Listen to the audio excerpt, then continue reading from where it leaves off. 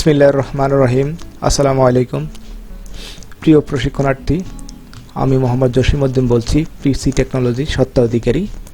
তোমরা কেমন আছো? আশা করি ভালো আছো। এই বছর তোমরা কম্পিউটার প্রশিক্ষণে ভর্তি হওয়ার পরেই দেশে করোনা সমস্যা দেখা দিয়েছে। এই মুহূর্তে লকডাউন চলছে। আজ আমি অনলাইনে তোমাদের জন্য কম্পিউটার অফিস কোর্স 2007-এর প্রতিটি ক্লাস তৈরি করে পোস্ট করতে থাকব। তোমরা ঘরে বসে অনলাইনে প্রতিটি ক্লাস যেন শিখতে পারো। পরবর্তী ক্লাসগুলো দেখার জন্য তোমরা আমার প্রতিষ্ঠানের চ্যানেলটি সাবস্ক্রাইব করে রাখবে। এছাড়াও আমি পিসি টেকনোলজির পেজ ও জাতীয় যুব উন্নয়ন পেজে এটি শেয়ার করে রাখবো ইনশাআল্লাহ।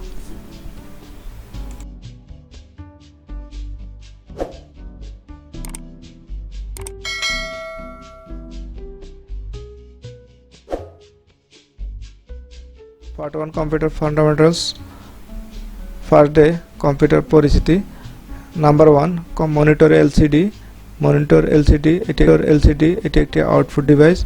আমরা যে সকল কাজ করে থাকি কম্পিউটারে, সকল কাজগুলো আউটপুট হিসেবে এই মনিটর স্ক্রিনে দেখানো হয়। Number 2 CPU, central processing unit, যেটাকে বাংলা বলে কেন্দ্রীয় প্রক্রিয়াকরণ ইউনিট। সকল কেন্দ্রের প্রক্রিয়া হয় এখানে। আমরা মাউস কিবোর্ড দ্বারা যে সকল কাজ করে থাকি, সকল কাজগুলো এই সিপিইউতে বা সেন্ট্রাল প্রসেসিং ইউনিটে প্রসেসিং হয়ে থাকে। নাম্বার 3 কিবোর্ড এটি একটি ইনপুট ডিভাইস। সাধারণত এই একটি কিবোর্ডে 101 থেকে 110টি কি থাকে। এটি দ্বারা আমরা টাইপ বা কমান্ড প্রয়োগ করে থাকি বলে এটিকে ইনপুট ডিভাইস বলা হয়েছে। নাম্বার 4 মাউস, এটি একটি ইনপুট ডিভাইস, দেখতে ইঁদুরের মতো, তার নাম এই জন্য এটার নামকরণ করা হয়েছে মাউস। মাউসটিতে দ্বারা আমরা ইনপুট করে থাকি। আমরা সকল ডকুমেন্টকে দ্রুত কমান্ড প্রয়োগের ক্ষেত্রে মাউসটি অসাধারণ একটি কাজ করে থাকে, সেই জন্য এটাকে বলা হয় মাউস। স্ক্যানার, এটি একটি ইনপুট ডিভাইস। এর মাধ্যমে ছবি প্রবেশ করানো হয়। ছবি যেমন ছবি থেকে ছবি, ডকুমেন্ট থেকে ডকুমেন্ট আমরা স্ক্যানারের মাধ্যমে প্রবেশ করিয়ে আমরা কম্পিউটার প্রসেস করে থাকি। প্রিন্টার, এটি একটি আউটপুট ডিভাইস। ছাপার কাজের জন্য এই যন্ত্রটি ব্যবহার করা হয়ে থাকে। আমরা কম্পোজ, ডিজাইন যে কোনো কাজ করে কম্পিউটারে প্রসেস করে এরপরে আমরা যদি এটাকে আউটপুট হিসাবে প্রিন্ট করতে চাই, তাহলে এই প্রিন্টার দ্বারা আমরা প্রিন্ট করে পাই, সেজন্য এটিকে আউটপুট ডিভাইস হিসাবে আমরা জানি। ইউপিএস হচ্ছে বিদ্যুৎবিহীন আপনি 15 থেকে 30 মিনিট পর্যন্ত কম্পিউটারকে চালাতে পারবেন।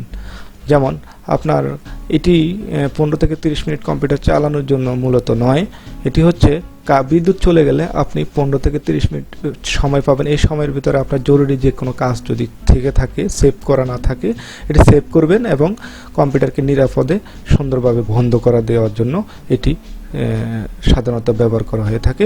এটি ছাড়াও আপনি কম্পিউটার চালাতে পারবেন, কিন্তু আপনি জরুরি যে কোনো কাজ সেভ দিতে পারবেন না হয়তো। আর কম্পিউটারের হার্ড ডিস্কের উপরে সমস্যা হয়ে থাকে সাধারণত সরাসরি কম্পিউটার বন্ধ হলে। এরপরে স্পিকার হচ্ছে আমরা শব্দ শুনতে পাই, এটা দিই, সেজন্য এটাকে বলা হয়েছে আউটপুট ডিভাইস। এর মাধ্যমে আমরা শব্দ শুনতে পাই, বিশেষ করে বিনোদন, গান, সাউন্ড, এগুলো আমরা কম্পিউটার যখন চালাই তখন এই স্পিকার দ্বারা আমরা সেটি শুনতে পাই। কম্পিউটার কি? কম্পিউটার একটি গ্রিক শব্দের প্রতিশব্দ। গ্রিক শব্দটি হলো কম্পিউট থেকে আগত কম্পিউটার, যার অর্থ গণনা করা। মূলত কম্পিউটার একটি ইলেকট্রনিক যন্ত্র বিশেষ যা প্রচুর পরিমাণে তথ্য সংগ্রহ করতে পারে এবং আমাদের প্রয়োজনে সঠিক নির্দেশনার মাধ্যমে তথ্য নির্ভুলভাবে মনে রাখতে পারে। এখান থেকে আমরা শিখলাম কম্পিউটার শব্দের অর্থ কী, কম্পিউটার কোথা থেকে আসছে। কম্পিউটার একটি গ্রিক শব্দ, এটি ছিল কম্পিউট থেকে আগত কম্পিউটার, অর্থ হচ্ছে গণনা করা। মূলত কম্পিউটার একটি ইলেকট্রনিক যন্ত্র, সেটা আমরা জানলাম। আর প্রচুর পরিমাণে এটি তথ্য সংগ্রহ করতে পারে, অন্যান্য যন্ত্রের চেয়ে ব্যতিক্রম, যেটা অন্যান্য যন্ত্রে পারে না। আমাদের প্রয়োজনে সঠিক নির্দেশনার মাধ্যমে আবার নির্ভুলভাবে আমরা এই তথ্যগুলোকে উপস্থাপন করতে পারি। তো প্রিয় শিক্ষার্থী, আমরা এখন শিখব কম্পিউটার গুণাবলী। কি কি গুণ আছে একটি কম্পিউটারে আমরা সেটা জানব। কম্পিউটার নির্ভুলভাবে তথ্য দেয়, বিপুল পরিমাণে প্রয়োজনীয় তথ্য সংগ্রহ করতে পারে, খুব দ্রুত কাজ করে যেতে পারে, নিরাপদভাবে কাজ করে যেতে পারে, সমস্ত তথ্য নির্ভুলভাবে মনে রাখতে পারে, ব্যবহারকারী যে কোনো তথ্য গোপনীয়তা বজায় রাখতে পারে। তাই বর্তমান যুগে কম্পিউটার মানুষের অতি প্রয়োজনীয় বিশ্বস্ত বন্ধু হিসেবে পরিচিতি। তো কম্পিউটার নির্ভুলভাবে তথ্য দেয় বলতে আমরা যেটা টাইপ করব, যে কাজটি করে থাকবো ঠিক সেভাবে কাজটি সেই কমান্ডটি হয়ে থাকবে। বিপুল পরিমাণে প্রয়োজনীয় তথ্য সংগ্রহ বলতে আমরা অন্যান্য ডিভাইসের ক্ষেত্রে আমরা তথ্য কম্পিউটার মতো রাখতে পারি না। কম্পিউটার অত্যাধিক বিপুল পরিমাণ তথ্য সংগ্রহ করা যায়, খুব দ্রুত কাজ করে যেতে পারে। অন্যান্য ডিভাইস দ্বারা আমরা যে কাজ যতক্ষণ করতে পারি, কম্পিউটার দ্বারা অনেক বেশি সময় নিয়ে আমরা কাজ করে যেতে পারি, নিরালসভাবে কাজ করে যেতে পারি। অন্যান্য ডিভাইসের ক্ষেত্রে সেটি অনেক প্রবলেম দেখা দেয়, যেটা কম্পিউটারে সেটা এরকমটা দেখা দেয় না। নির্ভুলভাবে আমরা নিরালসভাবে আমরা কাজ করে যেতে পারি, সমস্ত তথ্য নির্ভুলভাবে মনে রাখতে পারে। আমরা যে কোনো ডকুমেন্ট আজকে সেভ করে রাখলাম, আমার কম্পিউটার যদি ভালো থাকে, যতদিন ভালো থাকবে আমরা ততদিন পরে আবার ঠিক যে জায়গায় সেভ করা হয়েছে ফাইলটি বা ডকুমেন্টটি, সেই ডকুমেন্ট নির্ভুলভাবে আমরা সেখানে আবার পেয়ে থাকব। প্রিয় শিক্ষার্থী, এবার আমরা মোস্ট ইম্পর্টেন্ট একটা কমান্ড, যেটা হলো কম্পিউটার ব্যবহারকারীর গোপনীয়তা বজায় রাখা। আপনি যে কোনো ডকুমেন্ট পাসওয়ার্ড দিয়ে আপনি যদি আপনার একটা ফাইল ডকুমেন্ট সেভ করে রাখেন, আপনার পাসওয়ার্ড দিয়ে আপনি আবার পরবর্তী সময় এসে আপনি আবার আপনার প্রয়োজনীয় ফাইলটি ওপেন করে কাজ করতে পারবেন, যেটা নাকি অন্য কেউ ব্যবহার করতে পারবে না। তো এবার আমরা শিখব শিক্ষার্থী কম্পিউটার চালু কিভাবে কম্পিউটার আমরা চালু করব সেটি শিখব। বিদ্যুতের মেইন সুইচটি আপনি অন করবেন, এরপরে ইউপিএস এর সুইচ অন করবেন, এটি যদি আপনার থাকে।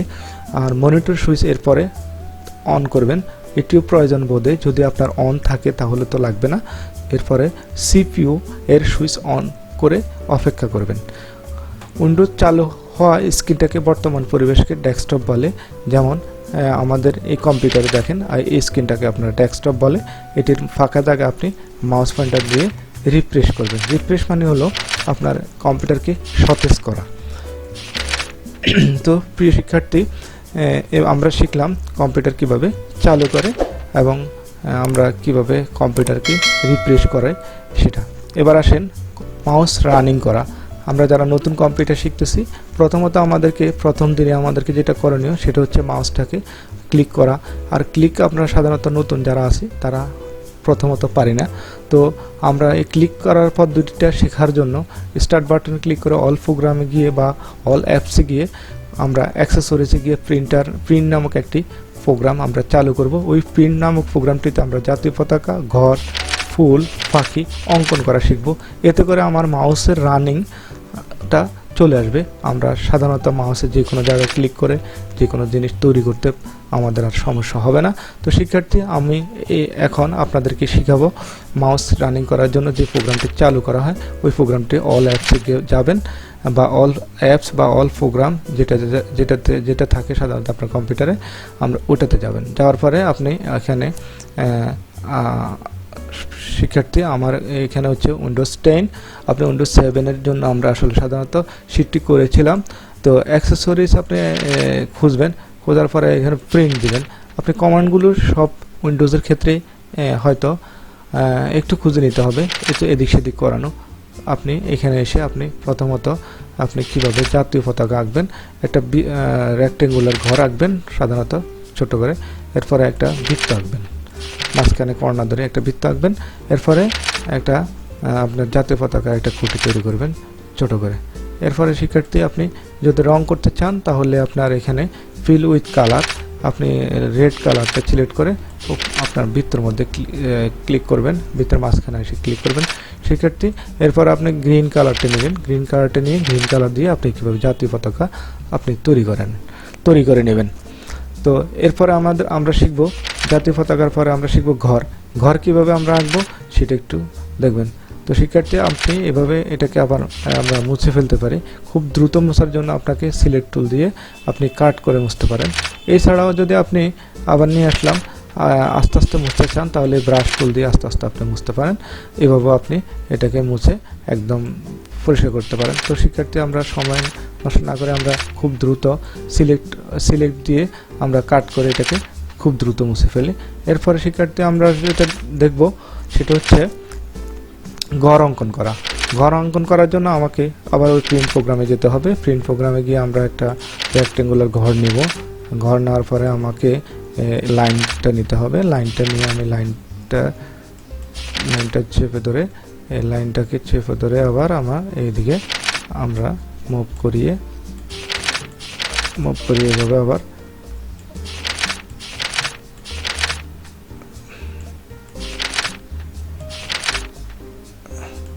এভাবে আমরা ঘর তৈরি করব। যে অবাঞ্ছিত যে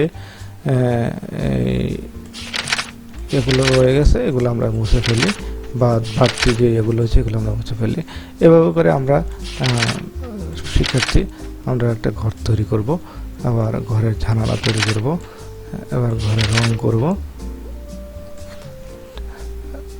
আপনার প্রয়োজনীয় ব্রাশ ব্যবহার করে আপনি কালারগুলো মুছে ফেলতে পারেন। এভাবে কালারগুলো মুছে ফেলতে পারেন। এভাবে আপনি কালারগুলো মুছে ফেলতে পারেন।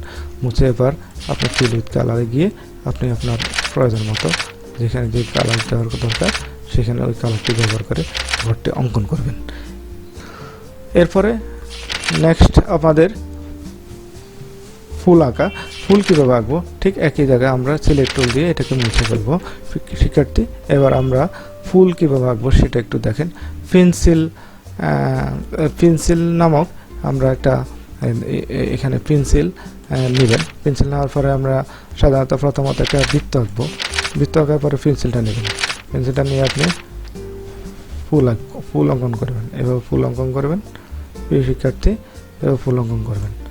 এরপরে আপনি ফুলের ডাটা দিবেন। এরপরে আপনি চাইলে ফুলে কালার করতে পারেন। এভাবে কালার করতে পারেন, সুন্দরভাবে কালার করতে পারেন, এভাবে কালার করতে পারেন। এভাবে করে আপনার মাউসটি আপনি রানিং করবেন। প্রিয় শিক্ষার্থী এরপরে নেক্সট আমাদের কি আছে সেটা আমরা দেখে নিই। এবার আমাদের ফাঁকি আঁকবো। ফাঁকি কীভাবে আঁকবো সেটা একটু দেখবেন। এটাকে আমরা মুছে ফেলব। এটাকে আমরা কাট করে মুছে ফেলব।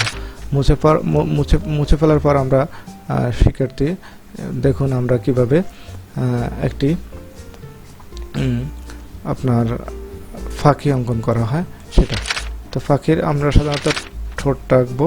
ঠোঁটটা আঁকার পরে ঘরে এভাবে তার মাথায় অঙ্কন করে এভাবে নেব। নেওয়ার পরে এভাবে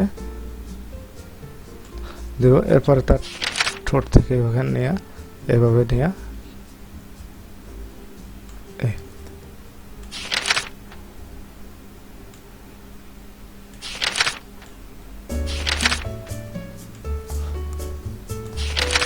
এভাবে আপনি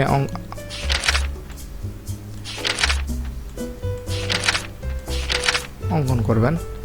শিক্ষার্থী এভাবে একটা ফাঁকি অঙ্কন করা হবে।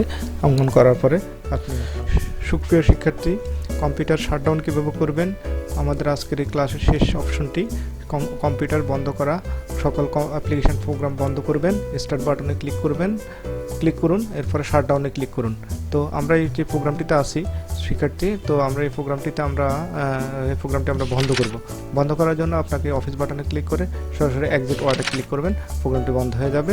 এরপরে আপনি স্টার্ট বাটনে ক্লিক করবেন। এরপরে পাওয়ারে ক্লিক করে শাটডাউনে ক্লিক করার সাথে সাথে আপনার কম্পিউটারটি বন্ধ হয়ে যাবে।